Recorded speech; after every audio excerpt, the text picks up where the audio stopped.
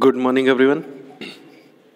So far, we have discussed in ray optics about the thin lenses and the linear magnification which is produced after refraction, magnification whether it is positive or negative. Today, we are going to study what is meant by power of a lens, and then we will find the expression for power in terms of its refractive index and radii of curvature. Then we will see the combination of thin lens and what happens to the power of when two or three lenses are combined. All right, and next we will if time permits, then we will start the refraction through a prism, or we can say we will start prism also. ठीक है, तो आप ध्यान से देखिए क्योंकि prism अभी हम आगे पढ़ेंगे और उसका वो एक इम्पॉर्टेंट टॉपिक है क्योंकि उससे रिलेटेड एक पूरा प्रैक्टिकल आपके 12th के प्रैक्टिकल लिस्ट में है. ठीक है, तो firstly what is power? See, the power of a lens is measure of the degree of convergence or divergence of the light rays falling on it as it is already defined, or we can say the power, as you know from your 10th standard, the power is actually the reciprocal of the focal length. ये आपने पढ़ा हुआ है. ठीक है, but here we are going to express it using one figure. Consider convex lens like this. All right, consider this as the principal axis. So as this point, central point, which is called optical center, which is O, and the ray which is used to form the image which is parallel. अगर ये parallel रे जो आई जो कि focus से होके जाने वाली है, ऑब्वियसली अकॉर्डिंग टू रूल, मान लीजिए ये फोकस से होके गई, ये है हमारा फोकस F, तो पावर जो होता है it is defined using this particular figure. Consider this surface is as refracting surface. If the ray is above through h distance from the optical center, ये जो रे है ये रिफ्रैक्शन सरफेस को h हाइट पे पास कर रही है, h हाइट पे, स्मॉल h, और अगर ये जो फोकल लेंथ से जा रही रे है ये डेल्टा एंगल बनाती है, then power is defined as ये पैरेलल रे को कितना मोड़ रहा है, पैरेलल रे को कोई लेंस कितना मोड़ रहा है, इस तरह से हम पावर को दिखाते हैं. तो अगर हम पावर को डिफाइन करना चाहें then it is P is equals to power, P is equals to power of lens, P is equals to the degree of this convergence or divergence. All right, so we will say it is equals to tan delta. कितना ज़्यादा bend किया, अगर और ऊंचाई पे ये रे होती तब वो कितना बेंड करती, और ऊंचाई पे h होता तो कितना ज़्यादा उसको नीचे f तक लेके आता. ठीक है, तो इसके लिए tan डेल्टा का यूज़ कर रहे हैं क्योंकि उसमें हाइट भी है और ये भी है कि ये डिस्टेंस कहाँ तक है. So it can be written as h by F perpendicular upon base tan delta. तो P ही tan डेल्टा है, tan डेल्टा P ही है. So we can define power as, ये आपने नया सुना होगा बट यही हमारा तरीका है कि एक पैरेलल रे को वो कितना कन्वर्ज कर रहा है. पैरेलल रे को कन्वर्ज करने की बात है तो जरूर है कि वो रे फोकस से ही पास करेगी. तो एक पैरेलल रे कितनी ऊंचाई पे है ऑप्टिकल सेंटर से, इस पे डिपेंड करता है, और वो फोकस से पास कर रहा है तो फोकल लेंथ भी लेना होता है. So we define power of lens as the power of lens is defined as the tangent of the angle by which it converges और divergence a beam of light falling at unit distance. अब देखिए अभी मैं इसी फॉर्मूले को change करूंगा, at unit distance from the optical centre. Now हमने डेफिनेशन कैसे बनाई? P is equals to if h is equals to 1, मतलब अगर beam of light unit distance पे है, यहां से यहां तक की डिवाइड एक यूनिट डिस्टेंस है, 1 सेंटीमीटर है, 1 मिलीमीटर है, इस तरह से, और 1 मीटर है, तो if h is equals to 1 then p is equals to 1 by f. तो P is, again I am reading this definition, power of a lens is defined as the tangent of the angle by which it converges or diverges a beam of light falling at unit distance from the optical center. Unit distance पे optical centre पे fall करती है तो वो उस रे को कितना मोड़ती है कोई lens, that is it's power. So P is equals to 1/f, or we may defined as the power is actually the reciprocal of its focal length. All right, so if f is, ये सब तो basic है, f is in meters, then P is equals to 1/f और P की unit होगी dioptre. ठीक है, तो पावर के बारे में इतना हो गया. Now will come to the combination of thin lenses.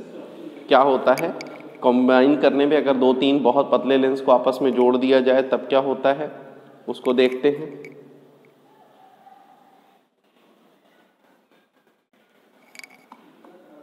ध्यान दीजिए.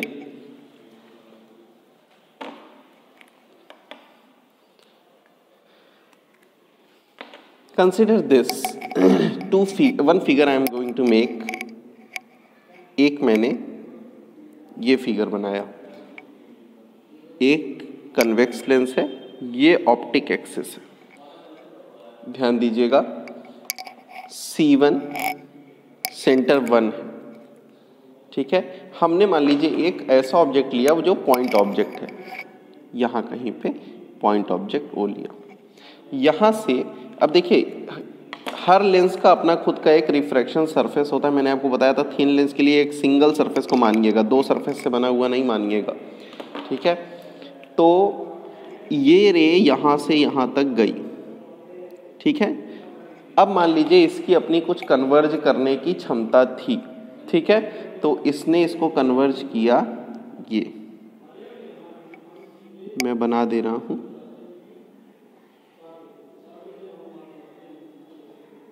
ठीक है, ये कन्वर्ज कर दिया.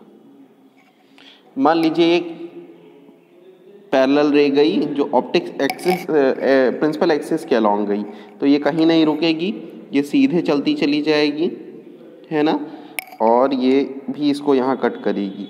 यानी इमेज पॉइंट यहाँ कहीं बनेगा. इट इज I, और we can say it is I dash. अभी क्यों डैश बना रहे हैं हम, ये अभी देखते हैं. ठीक है, अब अगर मान लीजिए इसी पाथ में ये कौन सा लेंस है, it is lens L1. Combination हमें देखना है. मान लीजिए मैंने इसी के बहुत करीब जुड़ा हुआ एकदम दूसरा एक पैरेलल थिन लेंस प्लेस किया ऐसे. इसकी अपनी क्षमता है, कन्वर्ज करने की पावर है इसकी अपनी. Now what happens, consider this to be second lens. ठीक है, सेकेंड सेंटर. इसको मैं थोड़ा सा फिगर इनलार्ज कर रहा हूं जिससे आप इसको बनते वक्त ध्यान से देख पाए.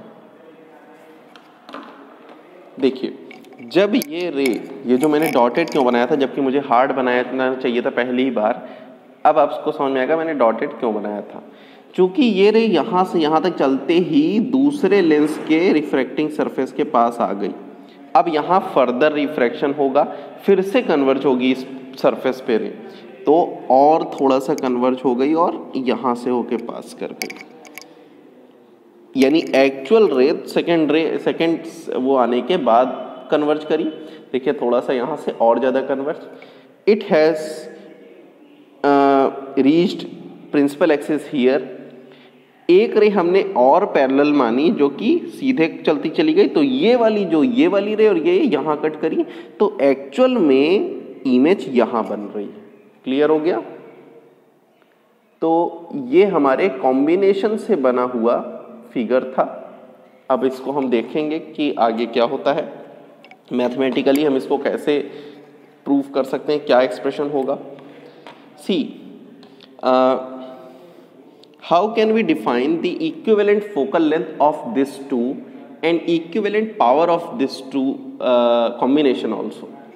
So let's from O to C1 first refracting surface if it is U1, object distance पहले वाले लेंस से U1 है, ठीक है। U1 को आप U कह दीजिए, U है, ठीक है, U है।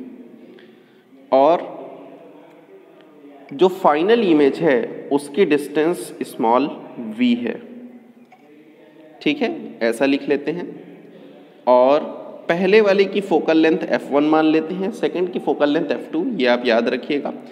और जो बीच में इमेज बनी थी, जो एक्चुअल इमेज नहीं थी, जो बीच में इंटरमीडिएट इमेज बनी थी, if this distance is v dash, हमने क्या माना, v डैश, ठीक है, C2 से नहीं C1 से मान लीजिए, यहाँ से यहाँ तक की ज़्यादा सही रहेगा, यहाँ से, क्योंकि सारी डिस्टेंस हम पहले वाले लेंस से मान रहे हैं, ठीक है।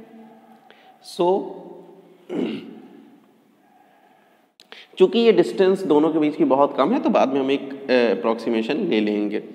सो फॉर फर्स्ट लेंस, पहले वाले लेंस के लिए अगर हम लेंस फॉर्मूला लगाएं, ध्यान दीजिएगा, तो पहले वाले की फोकल लेंथ f1 है, 1/4 lens L1, 1/f1 is equals to 1/v, लेकिन v डैश है पहले वाले लेंस से दूरी, 1/v dash minus distance u ही तो है, 1/u, it is equation 1। Now for the second lens, the image I dash, this image is acting as the virtual object for the second lens L2. I am writing it, image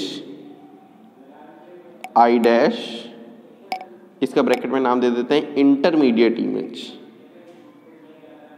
बीच में बनी थी ना,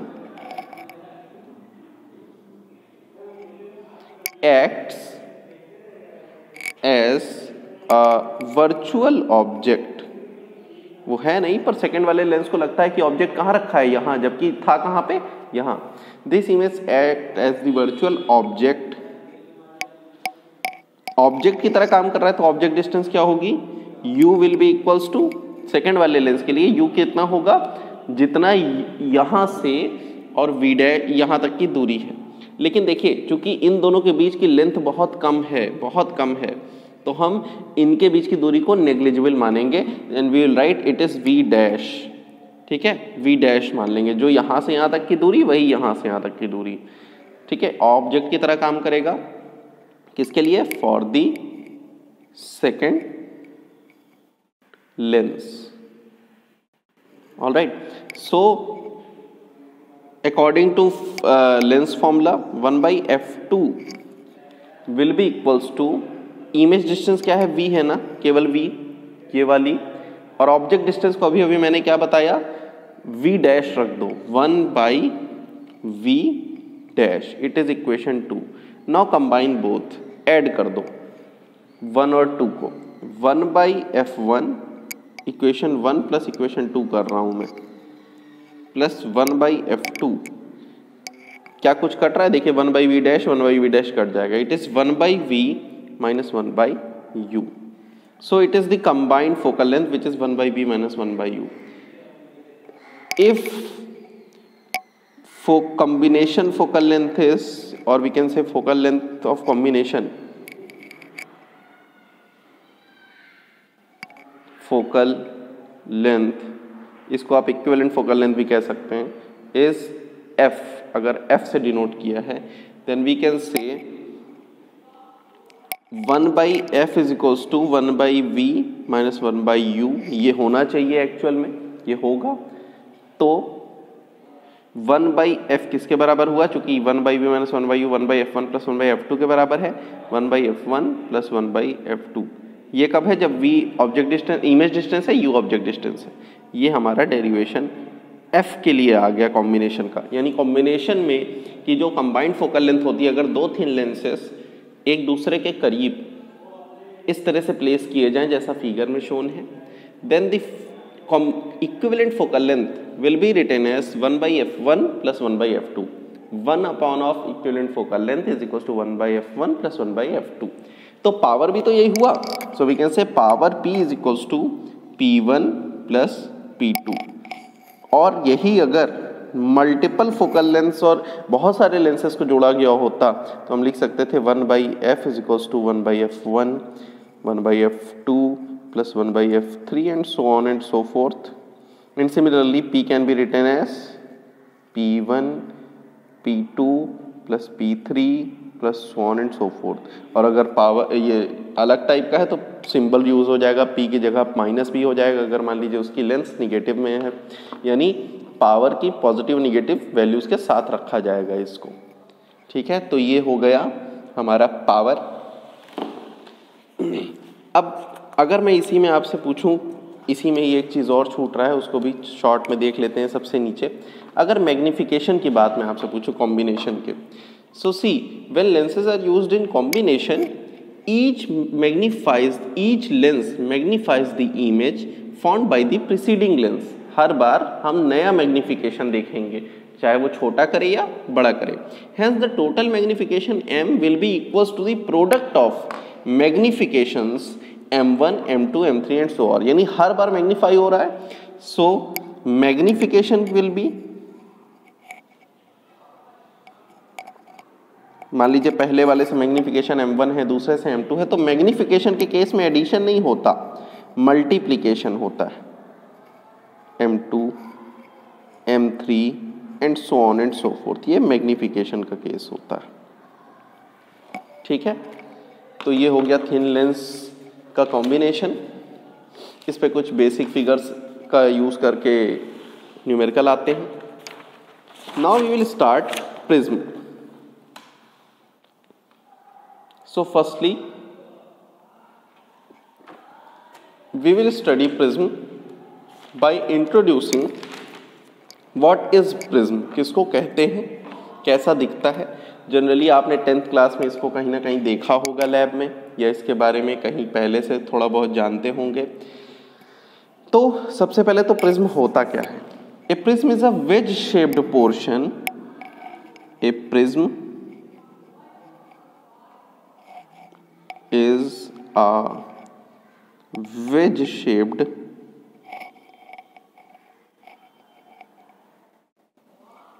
portion of a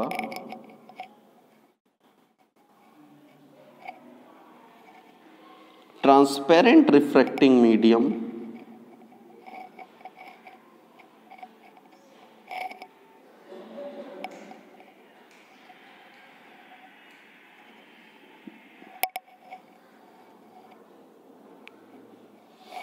bounded by two plane faces inclined to each other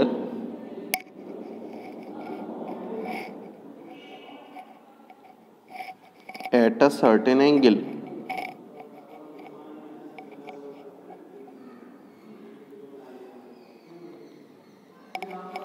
अब देखिए ये क्या चीज़ है. मान लीजिए एक आपका ये कांच का टुकड़ा है, ठीक है, प्लेन कांच का टुकड़ा है. इसी तरह का एक टुकड़ा आपने ऐसा दूसरे तरफ सेट किया कि वो इस तरह का फॉर्मेशन बना लिया. यानी दूसरा टुकड़ा किधर होगा, कुछ इधर उस तरफ से, यानी पेपर के अंदर. तो ये जो दो टुकड़े ऐसे वेज शेप्ड में जुड़े, ऐसे हट के आकार के, झोपड़ी के आकार के, ये दोनों कांच के और इसके बीच भी कांच है, यानी ये पूरा एक ठोस कांच का टुकड़ा है. ठीक है, इसके दो रिफ्रैक्टिंग सरफेसेस कौन कौन से हैं. तो रिफ्रैक्टिंग सरफेस एक ये वाला हो गया, ठीक है, ये मेरी तरफ वाला, और एक ये बैक साइड जो पेपर के अंदर साइड है, ये क्या है हमारा, दिस इज रिफ्रैक्टिंग सरफेस.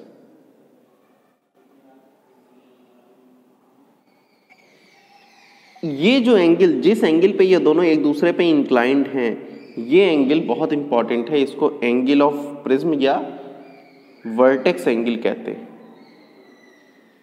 इसको एक नाम और देते हैं, वर्टेक्स एंगल. ठीक है, इसी तरह ये जहां पे ये दोनों रिफ्रैक्टिंग सरफेसेस मिल रहे हैं, इसको कहते हैं refracting edge. Refracting edge, refracting वाली एज, ठीक है। इसको जनरली हम नाम दे देते हैं A B C D E F, सारे इसके वर्टेक्स पॉइंट्स को नाम दे देते हैं। अब अगर इसको हम केवल इस साइड से देखें, सामने वाली साइड से, यानी ये वाला व्यू अगर हम अपनाएं, then we will get only a triangle, हमें ऐसा नजर आएगा ना। और यही जनरली एक सिंबल होता है, सिंबल प्रिज्म का, ठीक है। इस सिंबल को जो ए बी सी केवल सरफेस हमको नजर आ रहा है, बाकी वाला 3 डायमेंशनल नहीं नजर आ रहा, इसको कहते हैं प्रिंसिपल सेक्शन, प्रिंसिपल सेक्शन, ठीक है। Angle of prism, refracting edge, refracting surface, principal section, ये सभी डेफिनेशंस आपको ही खुद में याद करनी है for the viva. Alright, we will directly come to the refraction through a prism. कैसे रिफ्रैक्शन होता है हम उसको आज केवल फिगर में देखेंगे प्रॉपर, ठीक है ना, कैसे कैसे रेज जा रही हैं, कैसे हो रहा है। तो इसके लिए सबसे पहले एक प्रिज्म की जरूरत है। Refraction through a prism we are studying,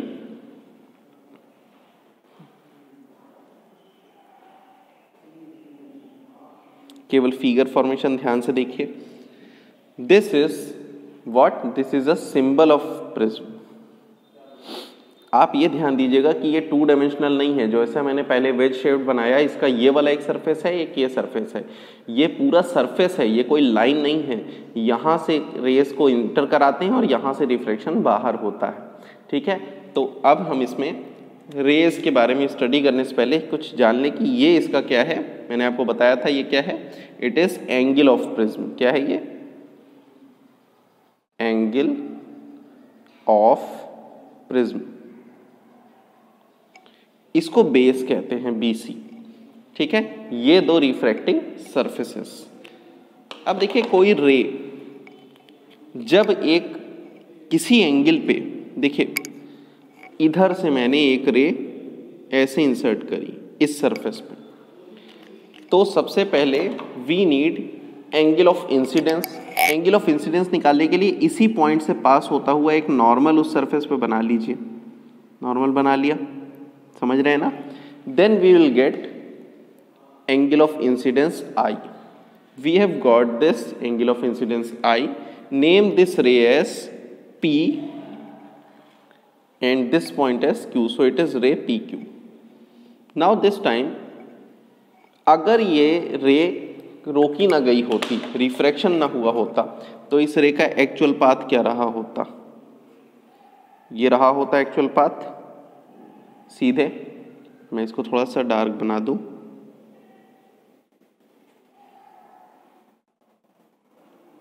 ठीक है, ये रहा होता पाथ। लेकिन चूंकि इस रे का रिफ्रैक्शन हुआ थोड़ा सा, ये चूंकि ये रेयरर से डेंसर मीडियम में जा रही है, ये ग्लास है, ये ग्लास का बना हुआ है, this one is air, so it is moving from rarer to denser, तो नॉर्मल की तरफ। नॉर्मल को मैंने नाम दे दिया, मान लीजिए ये नॉर्मल कहीं पे, ये NN डैश है, अभी मैं बना दूंगा, ये नॉर्मल दिख रहा है ना, तो नॉर्मल की तरफ थोड़ा सा मुड़ गई, ये ऐसे चली गई, देखिए नॉर्मल की तरफ मुड़ गई ना, ये नॉर्मल है।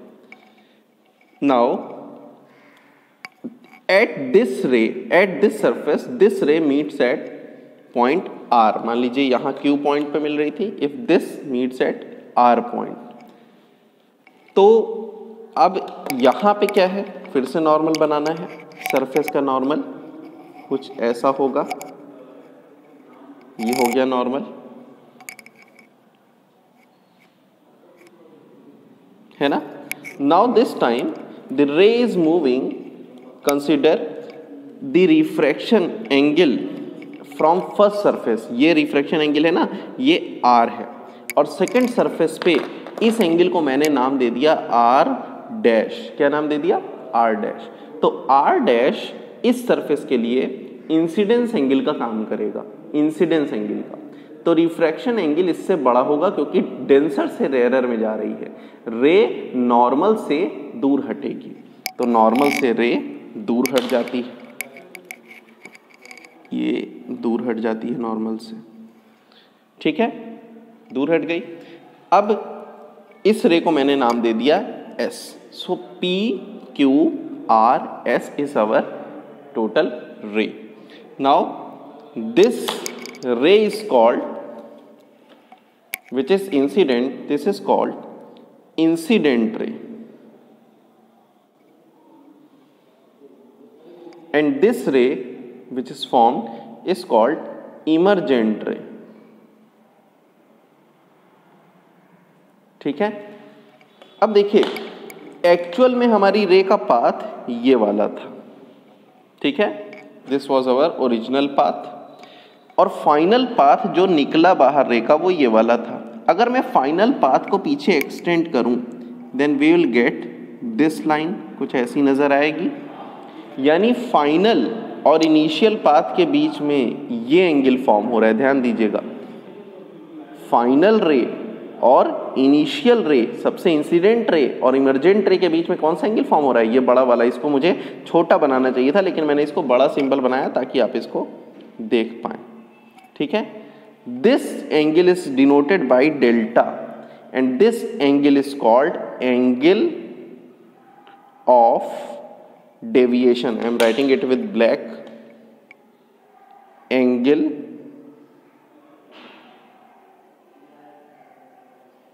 ऑफ डेविएशन, क्योंकि डेविएट करी है रे अपने ओरिजिनल पाथ से, कितना ज्यादा घूम गई है, ये क्या है, एंगल ऑफ डेविएशन, ठीक है। तो ये हो गया एंगल ऑफ डेविएशन और ये हो गया हमारा टोटल फॉर्मेशन। अब हम इसमें कुछ नाम दे देते हैं। दिस पॉइंट, ये जहां पे दोनों नॉर्मल्स आपस में कट करते हैं, इसको नाम दिया N। जहां पे ये वाली रे जो फाइनल रे है ये इनिशियल रे को कट कर रही है, इस पॉइंट को नाम दे दिया मैंने M, ठीक है। अब इसके आगे का जो भी एक्सप्रेशन है वो थोड़ा सा मैथमेटिकल है। हमें इसके लिए क्या कहते हैं, डेविएशन के लिए हमें फॉर्मूला डिराइव करना है डेल्टा के लिए, ठीक है। तो चूंकि वो थोड़ा सा लेंदी है, समय लगेगा, तो हम इस फिगर पे रुकते हैं। In next class we will start from this particular figure, I will explain it little bit and then we will start that derivation for delta. Delta के लिए हम एक एक्सप्रेशन डिराइव करेंगे। All right, thank you.